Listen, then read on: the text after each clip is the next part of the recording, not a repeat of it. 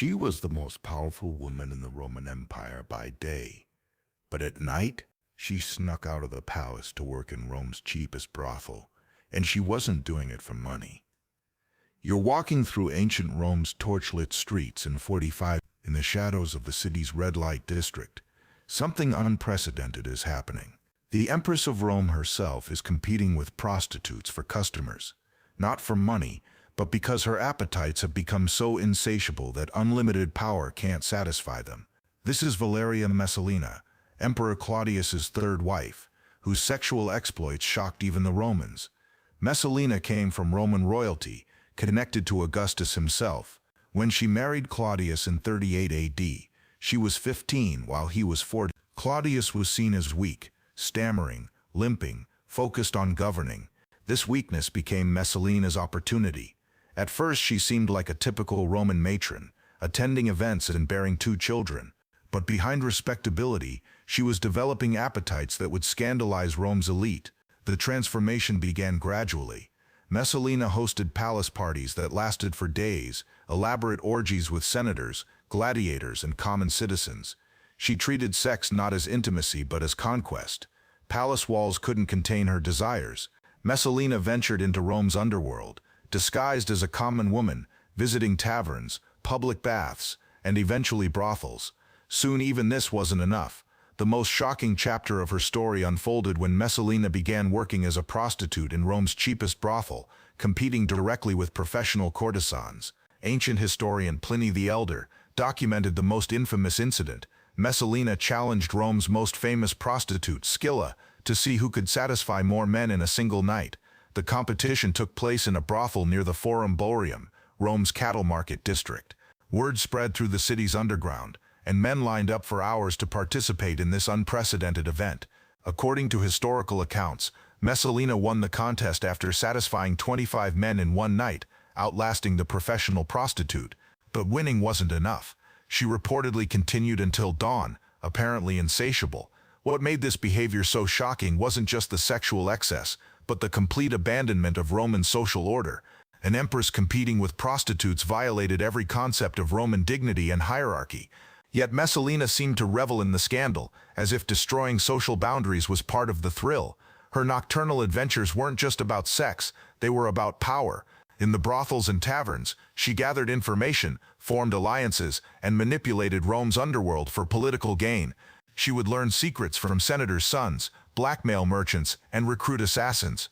Her bedroom had become a center of political intrigue, as dangerous as any battlefield. But Messalina's appetite for scandal was matched only by her hunger for political power. She began using her sexual relationships to influence policy, selling government positions to her lovers and eliminating rivals through carefully orchestrated seductions, followed by accusations of treason. Anyone who opposed her found themselves facing trumped-up charges, usually with sexual misconduct conveniently discovered just in time to justify their execution. The Empress developed a particular method for dealing with wealthy Romans she wanted to destroy. She would seduce them, often publicly, then accuse them of adultery with the emperor's wife, a crime punishable by death. Their property would be confiscated and distributed among her supporters. It was a perfect system. She satisfied her desires while eliminating enemies and enriching allies. Her most audacious act came in 48. While Claudius was away, Messalina married another man in a public ceremony. The groom was Gaius Silius, Rome's most eligible bachelor. This wasn't secret adultery. It was a full wedding with traditional Roman rituals, performed openly before hundreds of witnesses. The wedding feast lasted days, with Messalina and Silius acting as husband and wife. This wasn't just bigamy, it was preparation for a coup. They planned to overthrow Claudius and rule Rome together. When news of the wedding reached Claudius, he initially refused to believe it. His advisors had to bring multiple witnesses and physical evidence before the emperor accepted that his wife had not only betrayed him, but was actively plotting his overthrow. The man who had seemed weak and ineffectual suddenly revealed the ruthlessness that had helped him survive decades of Roman imperial politics. Claudius moved swiftly and decisively. He ordered the Praetorian Guard to arrest both Messalina and Silius. Silius was executed immediately, along with most of the wedding guests. But Messalina's fate was more complex. She was still the mother of Claudius's heir and carried the bloodline of Augustus. When the guards came for her, Messalina was in her mother's gardens, still wearing her wedding dress from the ceremony with Claudius. Ancient historians describe her final hours as a mixture of panic, defiance, and desperate attempts at seduction. She tried to convince the guards to let her speak with Claudius, promising them rewards and threatening them with punishment, but her power had evaporated the moment her treason was discovered. The same sexuality that had given her control over Rome's elite now meant nothing. The guards had their orders, and even Messalina's legendary persuasive abilities couldn't save her. According to Tacitus, Messalina spent her last moments not begging for mercy, but raging against the unfairness of her situation. She had been empress of the world's greatest empire, had commanded armies and senators, had lived more intensely than any woman in Roman history. Yet she was about to die at age 25, killed not by enemies, but by the consequences of her own insatiable appetites. The execution took place in the gardens where she had played as a child. Contemporary accounts describe her death as almost anticlimactic. After a life of such dramatic excess, she was stabbed by a Praetorian officer, dying quickly and quietly, a stark contrast to her loud, scandalous life. Claudius reportedly showed no emotion when informed of his wife's death. He continued with his dinner and never mentioned her name again. Within months he had married his niece Agrippina, beginning a new chapter of imperial scandal that would eventually lead to Nero's reign. Messalina's story became a cautionary tale that Romans told for generations. She represented the dangerous combination of unlimited power, sexual appetite, and political ambition. Her life demonstrated how even the most privileged position in the world could be destroyed by the inability to control one's desires. But perhaps most disturbing was how her behavior revealed the corruption at the heart of imperial Rome.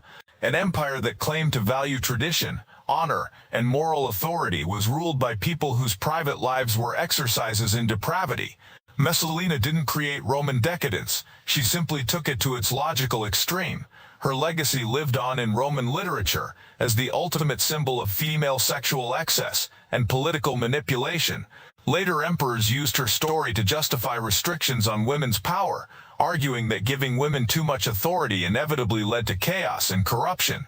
Modern historians debate whether Messalina was a victim of a patriarchal system that gave her no legitimate outlets for ambition, or a genuinely dangerous narcissist whose appetites threatened the stability of the empire.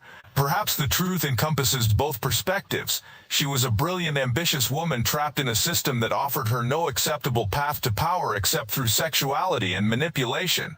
What's undeniable is that Messalina lived one of history's most extraordinary lives. For 7 years she was the most powerful woman in the world, using her position to explore every pleasure and exercise every form of control available to her. She transformed the Roman Empire into her personal playground, treating senators like toys and citizens like entertainment. In the end, Messalina's greatest tragedy wasn't her death, but that her remarkable intelligence and political skill were channeled into self-destruction rather than lasting achievement. She had the potential to be remembered as one of history's great female leaders. Instead, she became its most notorious cautionary tale about power without wisdom, desire without limits, and ambition without conscience. If this shocked you, hit that like button and subscribe for more incredible stories from history's most fascinating and scandalous figures. Comment below, which historical figure's story should we explore next? Thanks for watching.